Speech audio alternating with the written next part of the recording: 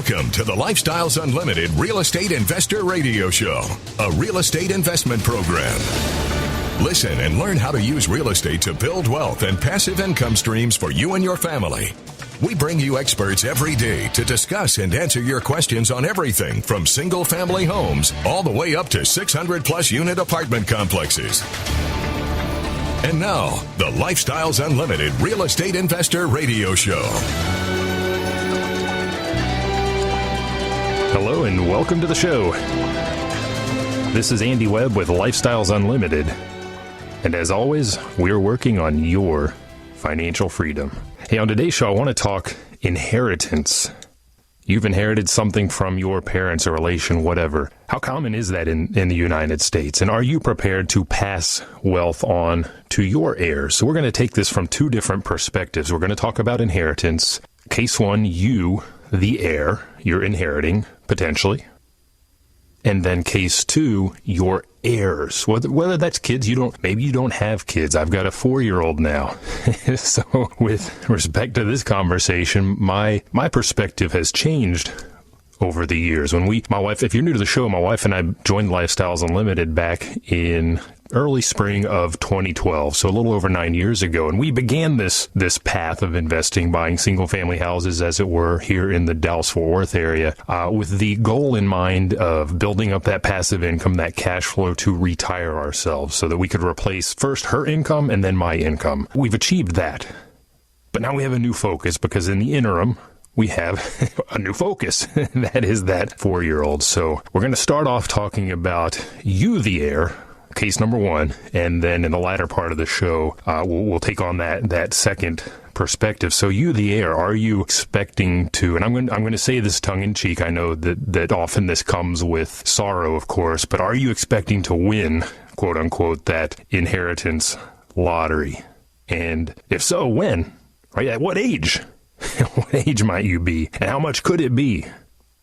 And in fact, what are your odds, so to speak? And I've got a couple articles I'm going to lean on. One study in particular that's very interesting. It's a study. It has none of the emotion that you'll find in any of the articles you tend to dig up online these days. But we'll lean on both. But I think the big number you need to understand first and foremost is that over the next 30 years, 3 decades, we are expecting roughly 36 trillion, that's trillion with a T as in Thomas, trillion, 36 trillion will change hands. And this is according to a wealth manager, United Income. And in fact, they are the authors of the study that we'll look at. 36 trillion over 10 years. And of course, like we said, flip the coin then. Are you going to ensure that somebody else wins that inheritance lottery?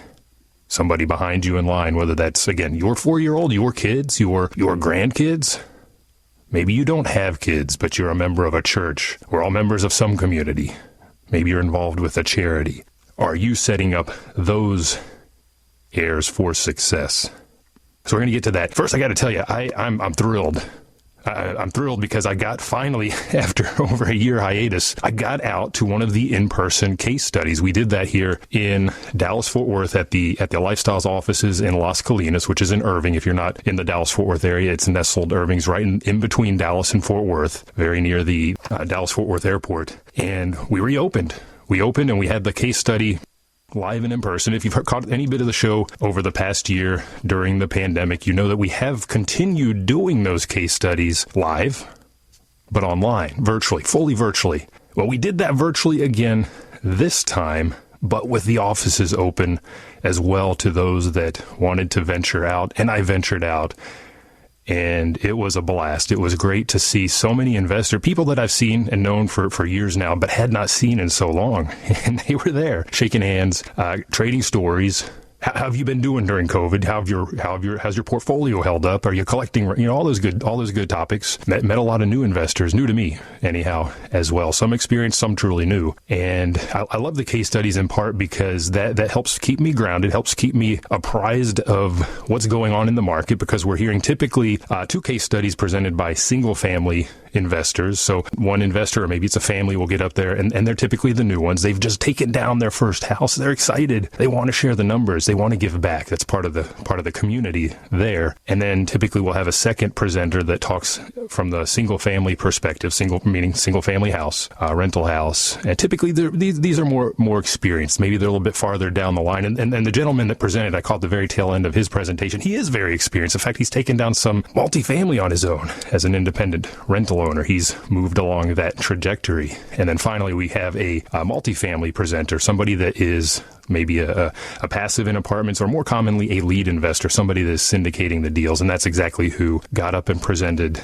at this case study. And normally I like to bring you some numbers, and I have to confess, I was so absorbed in networking with my fellow investors in the foyer, I guess it's called. I didn't make it into the actual meeting room, the seminar room where the presenters were talking until the multifamily. The good news is these are recorded. And again, it was blasted out live. So you could watch that without actually making it into the offices if you're still feeling a little bit shy. So I'll go back and watch those case studies at a later date. But great information, and again, great just to be out there and networking and seeing the smiling faces again. And by the way, if attending one of the case studies is something you would like to do, if you'd like to see what's going on with single family or multifamily, and you're not quite, maybe you're still feeling just a little bit shy, I would encourage you to do one of two things. Number one, if you're on Facebook, follow Lifestyles Unlimited. We have a page out there, and we've been live streaming the case studies there.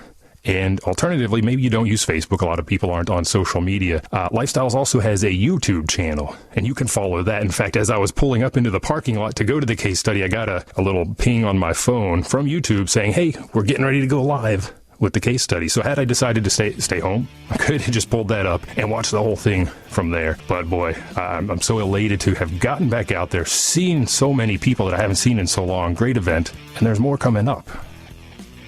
2-day financial freedom seminar, in fact, is on day 2 right now here in Dallas. So I've got some more information for you. Stay tuned.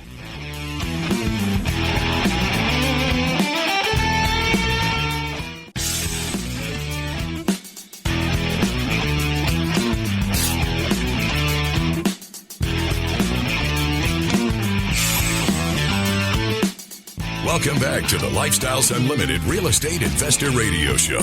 It's time to turn up the volume and fine-tune your passive income plan so you can create the lifestyle you've always wanted. Welcome back to the show. I'm your host, Andy Webb, and on today's show, we're going to talk about that big lottery, inheritance. And of course, I say that in part tongue-in-cheek. I get that often comes with a bit of sorrow, unfortunately. And I'm not speaking from a lot of experience here. My parents both passed away over 2 decades ago. So this topic is well behind me from the point of view of the heir. But I've now picked up the torch because I am now the one that has a potential heir. Well, I have an heir. That is my son. He's 4 years old. So although my wife and I began this journey 9+ years ago as investors, our focus then was far different than it is now, which is that little guy that you may have heard me talk about on past shows. And speaking of past shows, if you missed any shows, if you want to catch any of the prior episodes, if you missed part of this one and want to come back, you can go to lifestylesunlimited.com and click on the radio tab. You'll find those past shows archived there, all the other hosts, as well as Del Walmsley and the Del Walmsley radio show, which is on middle of the week, Monday through Friday, 11 a.m. Central Time. And I would encourage you while you're there. I was just telling you ahead of the break, we're coming back, getting those live events going again, typically on 2 paths now, both live and in person, like the case study was that I attended, as well as still live streamed. If you're still not comfortable getting out, you can do these things virtually. And when you go to our website, lifestylesunlimited.com, you'll see a button at the top. It says in yellow, free, or framed in yellow, blue letters, free workshop live stream.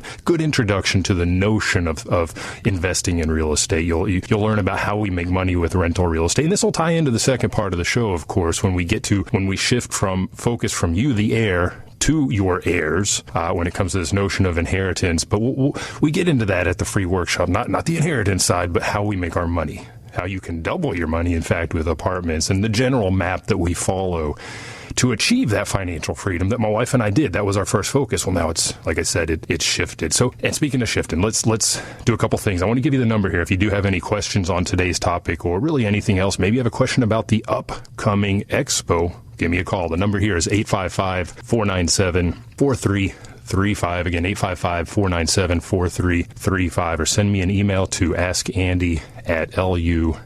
inc.com. And again, shifting to that topic of inheritance, I want to, again, take the point of you potentially inheriting some amount of wealth. And there are a lot of articles out. There's a lot of information. If you find any of the articles posted by news, you're going to find it spun a little bit in one direction or the other. And I'm going to start with one of those articles. Now, this goes back to November 2019. This was published in the Los Angeles Times, and they've honed in on a study, and we're going to look at that study as well. And the title of this article says, "Trillions with a T, trillions will be inherited over the coming decades, further widening the wealth gap." So they've taken that angle, of course. And when we get to the second part of the show, if you're concerned about the wealth gap and closing that gap, you can take action. You can do something about it. You can do something that benefits your heirs and make sure they're not on the wrong side of that gap. But we'll get to that. And I also want you to keep in mind when they talk about a wealth gap, I honed in on this in particular because a lot of studies, a lot of this sort of information is presented as an average. And you have to understand, especially when we get to some of the numbers we're going to talk about today, that those averages can really shift and they can really skew depending on who is part of the sample. And well, the wealthy are part of that sample. Think about Warren Buffett, and we'll talk about him and his giving pledge here in a minute as well. I'm not going to go through a lot of the meat and potatoes of this particular article because a lot of it is just summary of the study itself, but I did want to dial in a particular paragraph that caught my eye as I was perusing this. It says, "As more Americans live longer without the safety net of a traditional pension." So they've honed in on what we've known for 30 plus years now. Pensions have gone the way of the dodo. And as Americans live longer, now this is interesting, they say that the data suggests that they're spending frugally to make sure their wealth lasts. The result? More Americans dying before they can spend all of their savings. Okay. Well, we know, and we've talked about on the show, one of the big fears out there is that you will outlast your savings. You want to get to the grave before you've spent everything down to the penny and have no more money to support yourself. But what they're saying is, well, people are, they're making that stretch. How are they doing it? By living frugally, not living the lifestyle.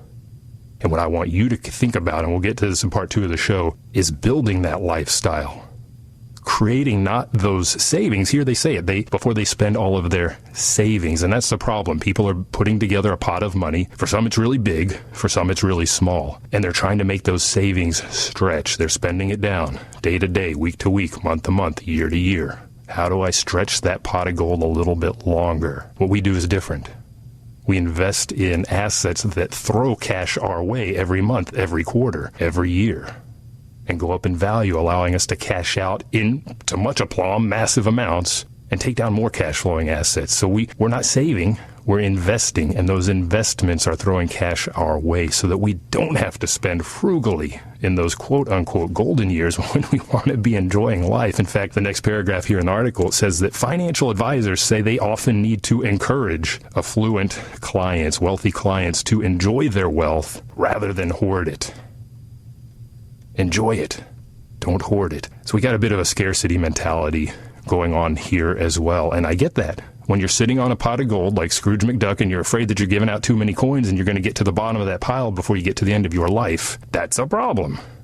Now, when you have money coming in the door every day, every week, every month, every quarter, that's offsetting that lifestyle, you're fine. You don't have those worries. And it does go on to say, and this goes back to the wealth gap, that the money left behind for middle class Americans is dwarfed by that inherited by the children of the very wealthy. And I'm going to take it from there and jump over to the study here because, in fact, the article, the LA Times article, this was back from November 2019, linked to this study. I'm glad it did. It's a very interesting read. It's called Inheriting Retirement Security. And it's many, many pages, a lot of good information, a lot of good statistics. We'll look at a couple of the numbers here so that you understand, going back to the opening of the show, what are your chances of winning? When could it occur? Right? What age? And how much might it be? Well, they've looked at this. They've looked at these numbers, particularly germane to my generation. I'm Gen X. I'm in my mid-40s. Millennials? You're somewhere else on the spectrum. We'll get to you after we talk about Gen X. But again, this study is called Inheriting Retirement Security. Their premise, essentially, is that you, with your gaps, and you have gaps, you know you do, in your retirement planning, you don't have enough of that nest egg, that pot of gold that you're sitting on just isn't quite bulked up enough the way it should be. Inheritance may save the day. 36.2 trillion with a T over the next 30 years. Are you going to participate in that wealth transfer? Stay tuned. We'll get to the numbers when we come back.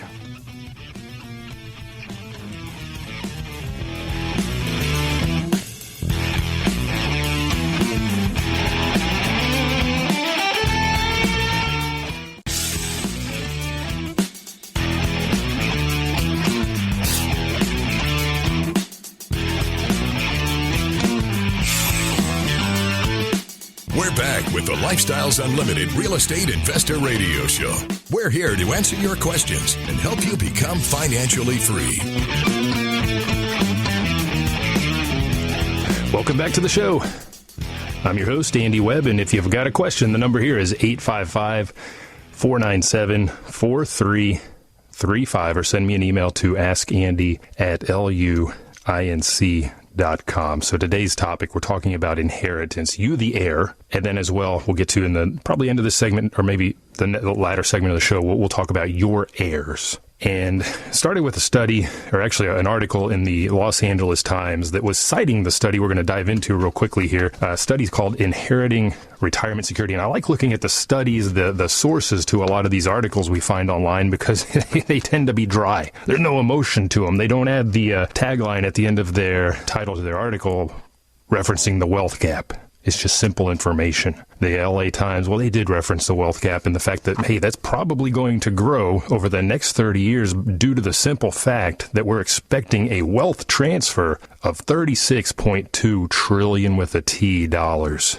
3 decades, $36.2 trillion going from one generation to the next. And the study I'm looking at here, again, Inheriting Retirement Security, this was published by United Income, which apparently, I was just doing some research, is now owned by Capital One Bank. Matt Fellows and Lincoln Plews are the authors. This was back in late November 2019. Some really good data points, interesting data points. I find it fascinating. And they started by taking a look at some Federal Reserve data on inheritance received or provided, shifted, transferred, let's say, from the silent generation, those born before 1945, to the baby boomers. That's already begun. And then, in fact, that's happened over the last 30 years. And they found that the total value of inheritances in that 30-year period rose by 119%.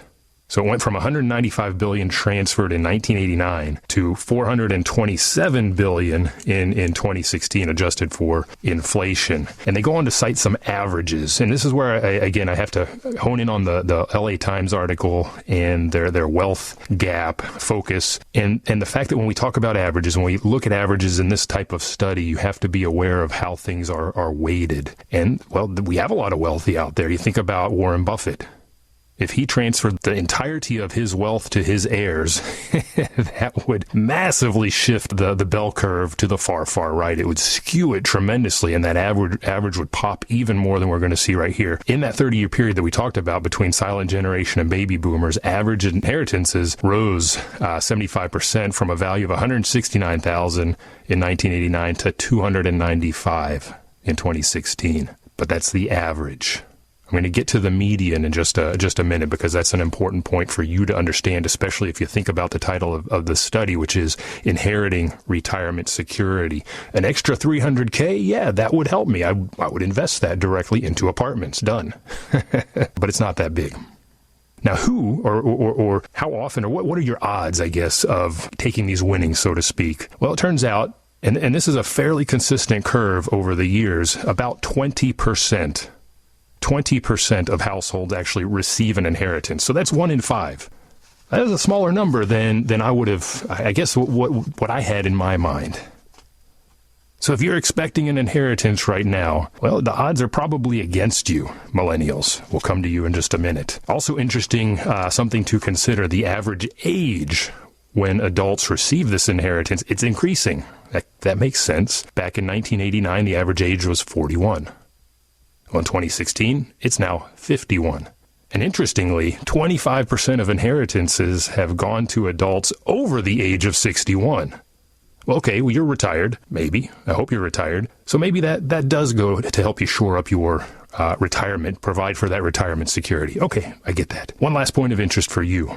And a very interesting point for me, the single-family buyer. Stocks, cash, and other financial-type investments represent about 46% of that value that's being transferred on the average estate. That means 54%. What is it? It's real estate. Real estate represents the balance, and in just 9% of the cases, that's all that's being transferred. We hear it all the time. Your home is your biggest investment. It's your biggest investment. Well, we've dispelled that myth in the past, but people focus in on that, and that's ultimately, for 9% of the situations, that's all that's being transferred. There are no savings. There is no retirement account. There is no IRA. Here's the house. And going back to me, the single-family investor, I love those transfers because a lot of the time, the recipients, guess what? They don't want it. So what do? Either they sell it in a hurry at a discount, they squabble among their 4, 5, 8, 10 siblings. We've come out ahead as a result of that many times. Or, great house I just leased, in fact. Had it for 5, 6 years now. It was this situation. Son inherited the house. Didn't want to live there, lives out of town. Let a nephew, I think it was, stay at the house for free. What happens when you give something to somebody for free? They run it into the ground, or use it as a drug house. Let the hoarders in. Just beat it up, and that's exactly what happened to this house. So we got it for a steal. So for you that's listening that wants to become that single-family investor, boy, when that type of heirship transfers, that's great for us. Because typically it's not well managed, and we come out ahead as on the good end of the deal. Back to the notion, though, of transfers of wealth. So we talked about the silent generation moving funds to the boomers. For the coming 30 years, they're looking at the boomers transferring to my generation, Generation X. Now, what does that median amount look like? Let me flip back. It's a pretty pithy study here. So we talked about the averages. If you're like me and you're in Gen X and you're thinking, hey, I'm going to get some winnings out of this inheritance transfer, what is it you're likely to get? That average $295. Well, they found that the median is much, much lower, $55,000. Again, once inflation is accounted for. That's not a lot. Now, I, as a real estate investor, you as a real estate investor, we can buy a lot of single-family houses with that. I can get into some multifamily apartment deals with that. But if that is your retirement security that you're looking forward to add to that pile of cash you're sitting on top of as your savings for retirement, that's not going to take you too much farther down the road. $55,000. Last point I want to make, they talk about major inheritances, and I want to take this over to Warren Buffett. That is definitely skewing that average. And in fact, they saw that from 1989 to 2016, those major inheritances, meaning those wealthy transferring their wealth, went from an average transfer of 2.7 million to 6.6 million, almost 4 million in one single transfer on average. But that's not most of us. Those are the big dogs. Those are those wealthy. That's that 1% transferring. That's the Warren Buffett's if he were to transfer his wealth. Now, here's an interesting thing, and we're going to talk to you millennials here in just a minute. And then we're going to talk about your strategy for becoming the one that bequeaths to your heirs. But I like what Warren Buffett has done. He has a giving pledge, and he has pledged to give during his lifetime 99% of his wealth to charity. Well, he has heirs. He has kids. Are they sitting on the sidelines crying as a result of this? No. Warren Buffett's philosophy is this, and his advice to you would be, if you're going to give to your kids, you should, and I'm going to quote him here. He says, you should leave your children enough so they can do anything, but not enough so they can do nothing.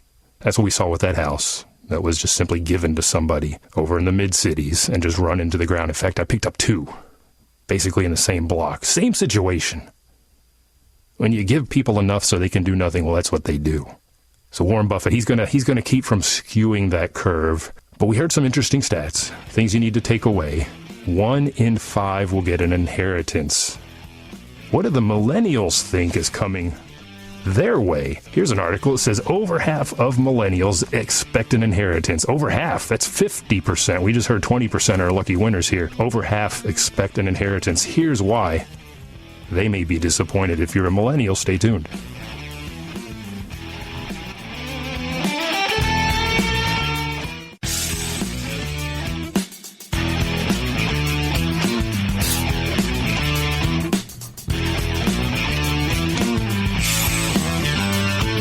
Welcome back to the Lifestyles Unlimited Real Estate Investor Radio Show. Now, let's get back to your map to financial freedom. Welcome back to the show. This is your host, Andy Webb, and today on the Lifestyles Unlimited Real Estate Investor Radio Show, so far we have been examining the notion of inheritance, wealth transfer. A relation, your parents perhaps, your grandparents, somebody passes away, and they're kind enough to name you in their will. Hopefully they have a will.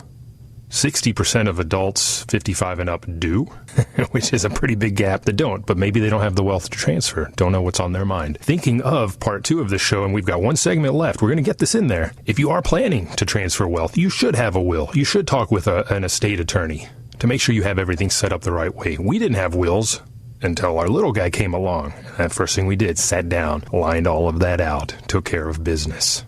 Texas is a community property state. Before that, we weren't too worried about it. I don't know if we erred on that side, but we've taken care of that now that we've got an actual heir that we're thinking about. We'll get to that here. Last bit of the notion of you, the heir, that I want to get to. And this ties into what we talked about in the prior segment where we looked at a study that was conducted looking at inheritance from the silent generation to the baby boomers over a 30-year period. Expectations then for the coming 30-year period around baby boomers transferring wealth to Gen X, my generation, mid-40s, for example. And then we've got the millennials. And they found that a very consistent number over the years is that about 20% of American households actually inherit something from their elders in some way.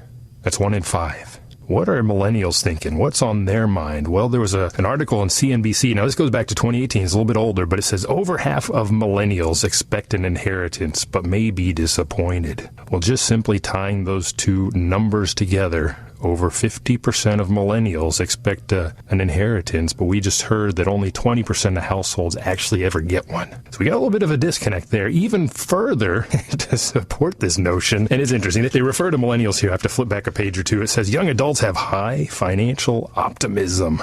Now, I like optimists. I like people that see the glass half full, not half empty. I like people that have that abundance mentality. There is enough to go around, rather than that scarcity mentality that has them sitting on their stacks of gold, being frugal, trying to not outlive their money. I like people that have that abundance mentality, but there's a point where you have to let reality step in. And the survey was conducted, per this article, that stated nearly 70% of millennials, and this was in Natixis, which is a bank. Natixis is a French bank. They conducted U.S. investor survey and found that nearly 70% of millennials expect an inheritance. That's an even bigger disconnect from what we heard. Yet, says the survey says only 40% of their parents plan to leave one.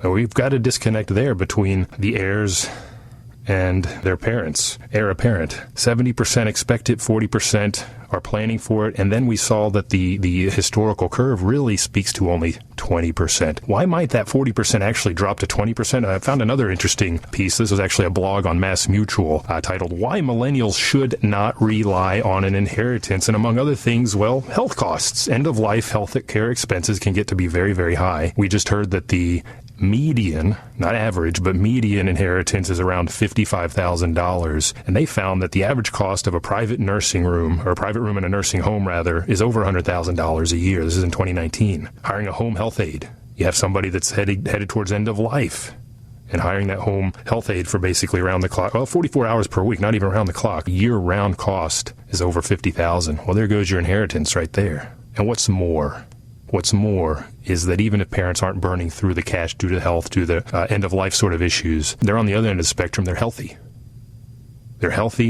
They're spending their money on living expenses and living longer, and they're checking off what they call the bucket list. You've heard that, the bucket list. I want to go skydiving. If that's on your bucket list, get out there and do it. I'm a skydiver. I love it. You'll have fun. You just go spend some of that inheritance now. But that's what's happening. So millennials, if you're in that 70% that expects to get an inheritance, you need to think twice. What can you do? So all of you that are thinking, maybe I'm going to win that quote-unquote tongue-in-cheek inheritance lottery, should you expect that? Or should you plan to do something different? What can you do for yourself? I've already hinted at it throughout the show. That's what we do at Lifestyles Unlimited. That's what we have been doing for over 30 years, is educating and mentoring in rental real estate, buying single-family houses. That's what my wife and I began with back in 2012. Others begin with apartments.